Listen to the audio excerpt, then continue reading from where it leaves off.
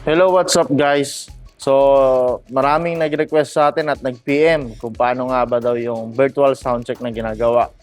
May old video na tayo nito pero ngayon i-update natin para doon sa mga hindi pa nakakapanood at wala pang idea kung paano to gumagana.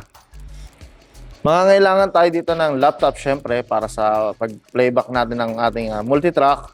So, syempre kailangan din natin ng cable ng papunta ng laptop to mixer. Ito yung USB-A to B. Kailangan din natin ng Reaper na software. Free lang to at pwede rin naman yung license kung kaya nyo, pero kung virtual soundcheck lang, okay naman na yung free. Pwede na magamit yon.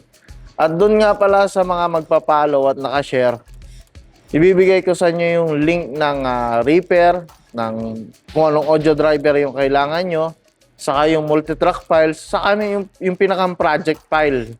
Isa-send ko rin sa inyo. Yun lang para sa mga nakapalo at nakashare nung video.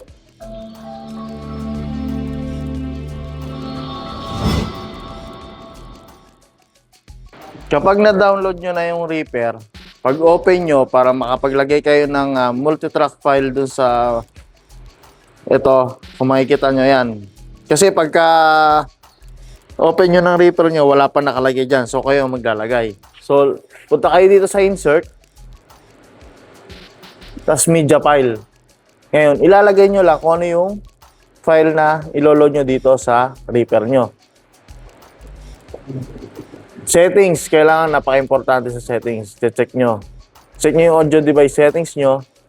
Dapat naka DN32 live kung naka Midas kayo na mixer.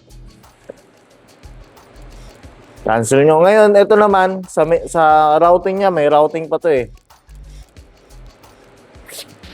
Yan. Ito yung tamang routing niya. Kung makikita nyo, ganito dapat yung routing nyo. Out 1, nakatapat sa master output, tapos out 1 ha. Dito nyo ilalagay. Kasunod naman, yan, sunod-sunod yan pag ganun. Sa output to ha. So, tatandaan nyo itong out na to ang lalagay nyo, ha? Diyan kayo maglalagay. Sa input naman,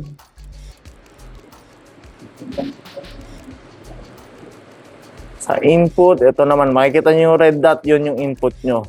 So, ganun din. Parang pyramid style na ewan.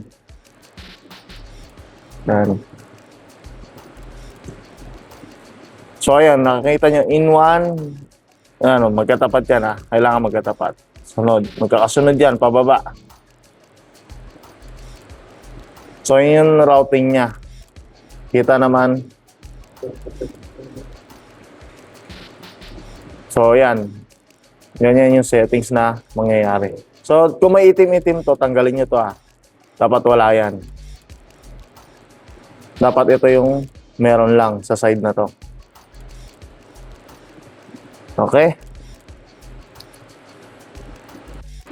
Siyempre, dapat sa routing na mixer nyo, so siyempre, card slot yun dapat ang gagamitin nyo.